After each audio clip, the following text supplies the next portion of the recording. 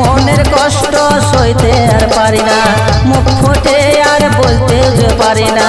কাঁদি আমি একা একা, কপালে ছিল লেখা। মনের কষ্ট সইতে আর পারি না, মুখ ফুটে আমি বলতে যে পারি না। কাঁদি আমি একা একা, কপালে ছিল লেখা। আজ আমি সাথী বড় যে অসহায়, বাঁচে থাকায় আমার হলো রে বড় দায়। আজ আমি সাথী বড় যে অসহায়, বাঁচে থাকায় আমার হলো রে বড় দায়।